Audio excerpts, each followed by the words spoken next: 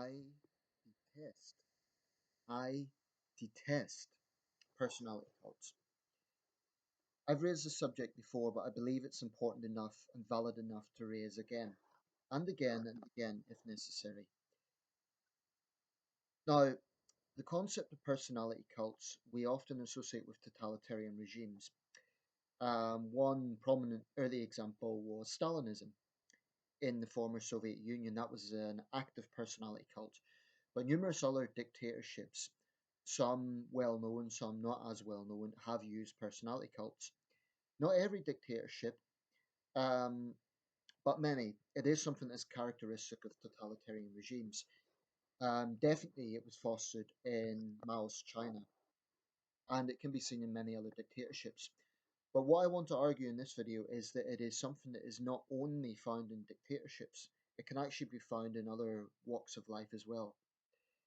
Um, I interpret a personality cult as basically any situation where you have a particular figure, and it could be a political figure, it could also be someone who doesn't necessarily have political power, but they're very influential in sports, in the entertainment industry, and there are many examples of this. I'll come to some in a second, but I basically see a personality cult as a situation whereby you have supporters who are so fixated on defending the person that instead of just defending the person's reputation from criticism, they go to the extent of saying that that person is somehow should be above criticism.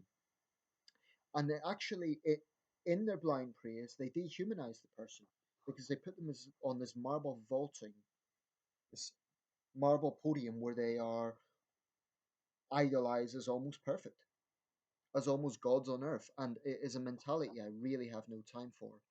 Now, I don't want to be misunderstood. There are people I greatly respect, there are people I admire, and I think that's natural. In human society, naturally, there are people who inspire us. There are people we look up to.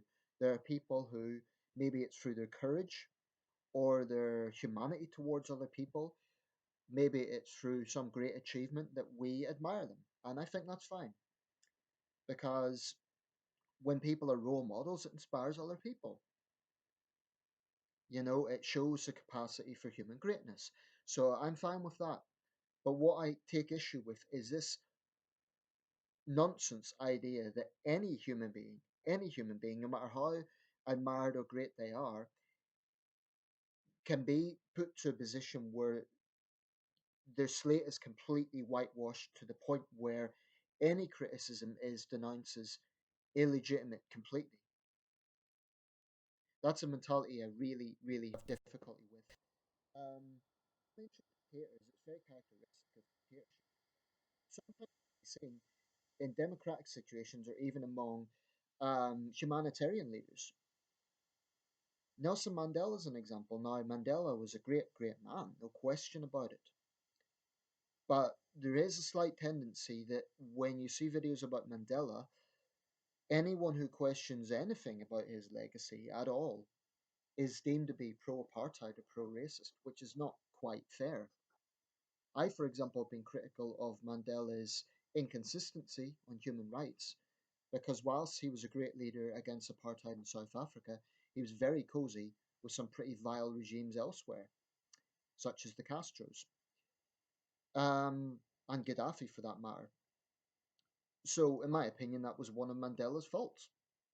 He also was a lousy husband, which is beside the point, but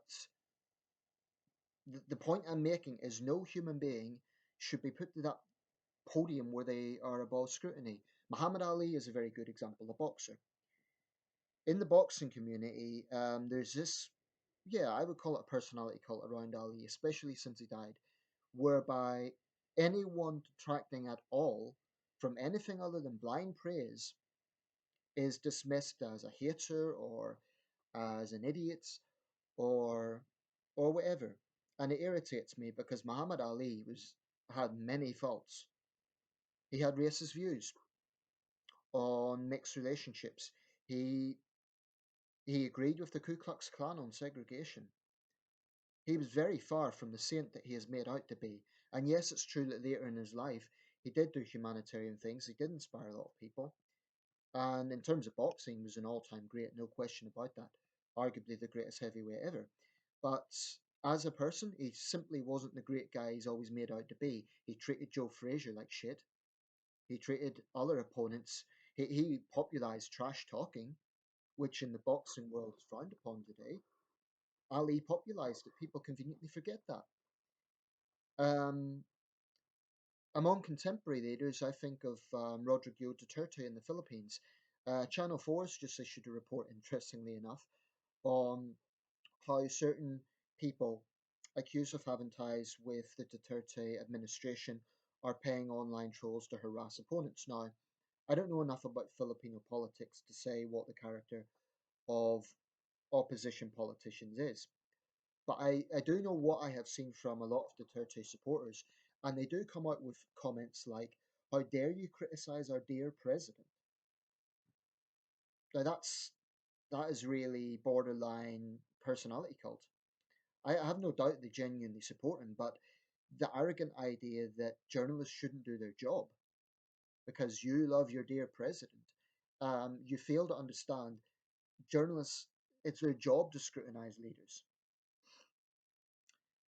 If you're worried about Duterte's reputation, then urge him to try and be a little bit more diplomatic in the way he speaks. Because as far as I'm concerned, a guy that jokes about gang rape deserves all the criticism he gets. Um, and it's kind of this herd mentality of just throwing out insults without any constructive argument, and this really nationalistic defensiveness. Incidentally, nationalism often ties in with this, where especially when we're talking about a national leader or maybe a national sports iconic figure. You see it in music. You After Michael Jackson died, or even when he was alive, the really hardcore Michael Jackson fans would simply not hear a bad word against him, and it got to the point of hysteria at times. There are many examples of this. Another example connected with monarchy, Thailand. Okay, they're crazy and, in my opinion, brutal lèse majesté laws, which makes it illegal to criticize the royal family, which is an attack on freedom of expression. Um, After King Bhumibol died, there was really extreme displays of royalist fanaticism, even more than usual. And any Thai brave enough to speak out against this is really viciously. It isn't just online. I mean, actual physical attacks. There's plenty of videos showing this. People who are perceived to have committed lèse majesté being physically attacked. This behavior sickens me. And the thing is, I am not saying that people shouldn't defend someone that they admire. There's people I respect, and if I think they're being unfairly criticized, I will defend them. But I will never, ever, ever say, I believe this person is above criticism, or how dare you criticize the person. I might I might counter the criticism. I might say you're wrong about that for X, Y, and Z reasons, but I will never say that the criticism itself should not be allowed. I really, really detest this mentality. It's sheep's mentality. And I don't want this video to be seen as cynical because, like I said, there's nothing wrong with respecting people and being inspired by people. But for goodness sake, stop acting like anybody is above scrutiny. Or even if you disagree with the criticism, at least just make the counterpoint. Don't say that the criticism shouldn't be allowed. When people say things like, "Oh, this person is popular. How popular are you?" That's irrelevant. Some pretty vile people have been popular ostensibly because they have support, but having support doesn't always testify to someone being good or bad. Chairman Mao had massive support. He was one of the worst dictators in history. In fact, he, in my opinion, probably was the worst. So support doesn't mean a great deal. It matters in terms of being an indicator of whether someone's winning an election or not. Of course, in dictatorships, that isn't the case. But I made some of these points in that video, and I have no doubt that I'm now going to be targeted by some of these Duterte supporters. If you support President Duterte, all I would say is you can disagree with me, but do not tell me that he or anybody else for that matter is above criticism. Duterte is not above criticism. He is a head of state. He is not a living god. Okay? So stop acting like he is. And, this can be seen in the Western world as well. You see it with certain Trump supporters. You see it with certain Hillary supporters. It goes across the board, left and right. And it pisses me right off. Enthusiastic support is one thing, but just mindless. As for advocating violence against anyone, I think that's outrageous. It's not a way to conduct things. If you disagree with what someone's saying, make counterpoints. But don't come out with this hysterical, nationalistic, defensive bullshit. Because then you will look like an extremist to outsiders.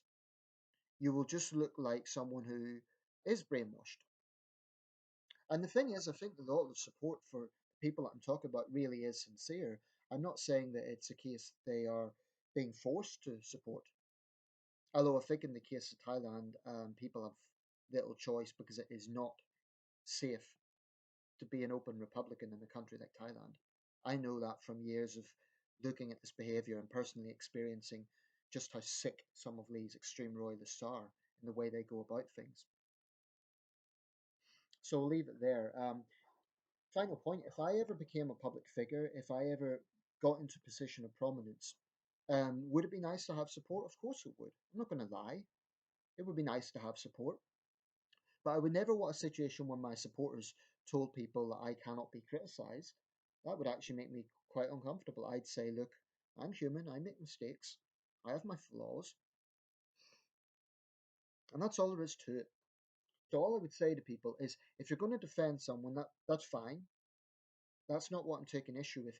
It's a mentality that anybody should be above criticism. No one is, or no one should be at least. Thanks for watching.